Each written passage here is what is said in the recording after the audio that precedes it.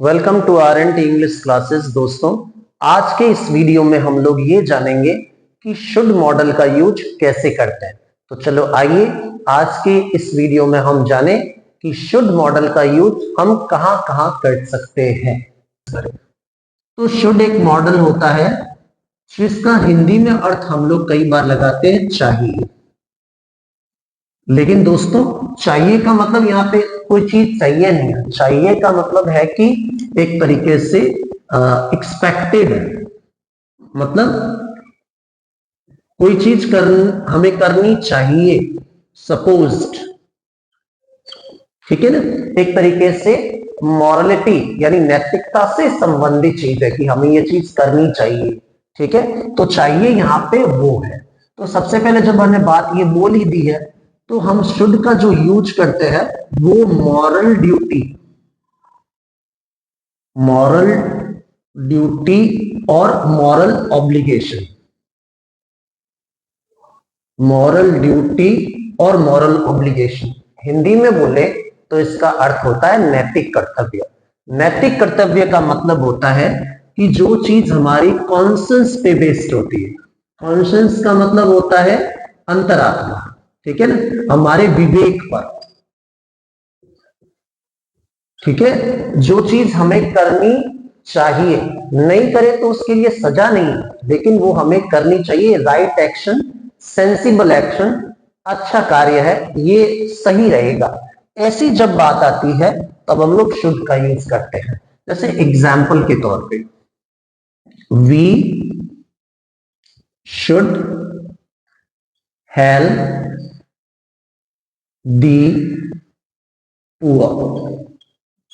We should help the poor, हमें गरीबों की मदद करनी चाहिए। शुड यानी चाहिए, गरीबों की मदद हमें करनी चाहिए। नहीं करे तो कोई जेल में नहीं डालने वाला, लेकिन we should help the poor का मीनिंग है कि ये एक राइट एक्शन है, ये सही कार्य है, नैतिक कार्य है, ये हमें करना चाहिए। इसी तरीके से we should respect our elders, हमें अपने बड़ों का सम्मान करना चाहिए। तो हमें अपने बड़ों का सम्मान करना चाहिए, इसका मतलब ये राइट एक्शन है, ये मॉरल ड्यूटी है, ये मॉरल ऑब्लिगेशन, ऑब्लिगेशन मीन्स बाध्यता है। तो शुड का जब हम यूज करते हैं तो ये हमारे नैतिक कर्तव्य से संबंधित होता है। उसके अलावा इसका दूसरा जो मीनिंग है, किसी को एडवाइस देने में, एडवाइस और सजेशन। एडवाइस और सजेशन का मतलब क्या होता है? सुझाव या सलाह। किसी को जब हम एडवाइस देते हैं, सुझाव देते हैं, सलाह देते हैं, तब हम किसका यूज करते हैं? शुड का। जैसे एग्जाम्पल है, यू शुड वर्क हार्ड, तुम्हें कठिन परिश्रम करना चाहिए, ये मेरी एडवाइस है। You should work hard. आप ऐसे भी कर सकते हो, सजेशन भी खुद को भी दे सकते हो। एग्जाम्पल के तौर पे, we should get up early, हमें सुबह जल्दी उठना चाहिए। ये क्या है? एक तरीके का सजेशन है, खुद को ही सलाह है।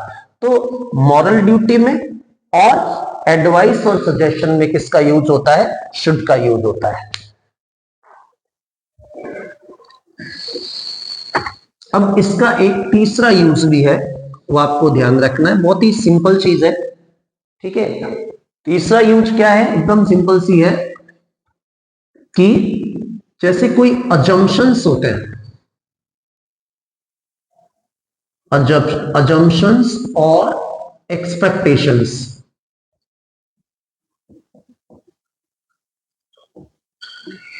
अजम्पशंस और एक्सपेक्टेशन का मतलब होता है अपेक्षाएं।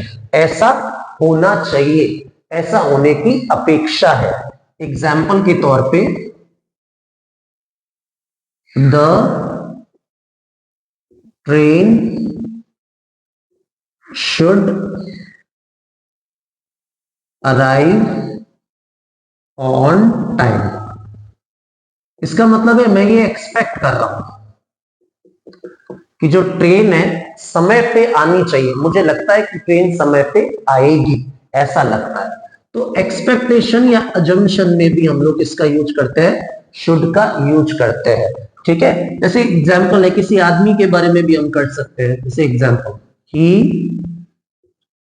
Should pass in this exam, bracket में मैं लिख दूं एज आई एक्सपेक्ट, क्योंकि मैं एक्सपेक्ट करता हूं, मेरी ऐसी अपेक्षा है कि वो पास हो जाना चाहिए। ठीक है, तो शुड का यूज जो है वो अजम्पशंस और एक्सपेक्टेशंस में भी, अपेक्षाओं के लिए भी किया जा सकता है। ठीक है, अब इसका यूज हम लोग एक चौथा इसका और यूज है कंडीशनल सेंटेंस में भी करते हैं। कंडीशनल सेंटेंसेज, नॉर्मली हम लोग कंडीशनल सेंटेंसेस में जो पहले वाला कंडीशनल सेंटेंस है उसमें ज्यादा यूज करते हैं। फर्स्ट टाइप का एक कंडीशनल सेंटेंस होता है, एग्जाम्पल के तौर पे if you should have any problem. देखो कभी कभी इसको सीधा फर्स्ट फॉर्म से भी लिखते हैं, if you have any problem, तो यहां पे इफ यू शुड भी कर सकते हैं। ठीक है, if you should have any problem, अगर तुम्हें कोई समस्या हो,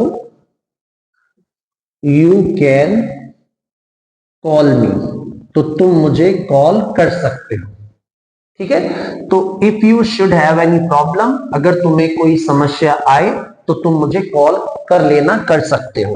ठीक है, अब इसको ऐसे भी लिख सकते हैं, if he should call, tell him I am busy. अगर वो कॉल करे तो, if he should call, tell him I am busy, अगर वो कॉल करे तो उसे कह देना मैं बिजी हूं।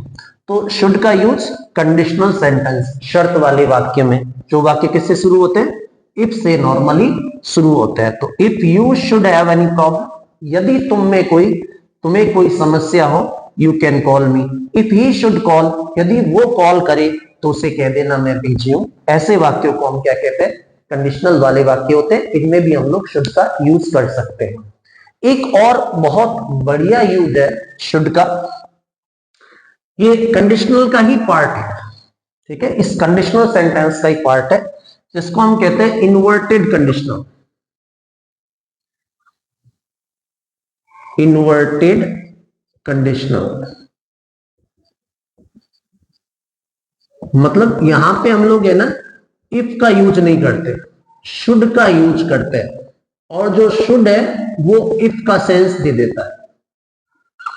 ठीक है, इफ का यूज नहीं करते, सेंटेंस को शुड से स्टार्ट करते हैं, यानी मॉडल शुरू में ही लगाते। बहुत ही इंटरेस्टिंग ये स्ट्रक्चर है। तो शुड को हम शुरू में ही लगा देते हैं एग्जाम्पल के तौर पे, should you work hard, comma you will pass. ये कोई इंटरोगेटिव सेंटेंस नहीं है, ध्यान रखना। शुड से स्टार्ट किया है तो इसका मीनिंग यदि है, तो should you work hard you will pass, यदि तुम कठिन परिश्रम करोगे तो तुम पास हो जाओगे। इन सेंटेंस को भी हम बना सकते हैं इस तरीके से, should you have any problem you can call me, should you call tell him I am busy. इस तरीके से हम सेंटेंस बना सकते हैं। तो ये आपका हो गया शुड।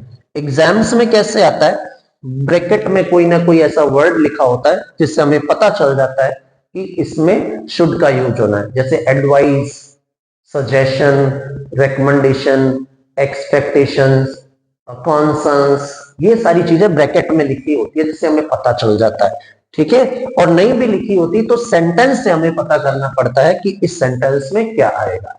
ये आपका हो गया शुड।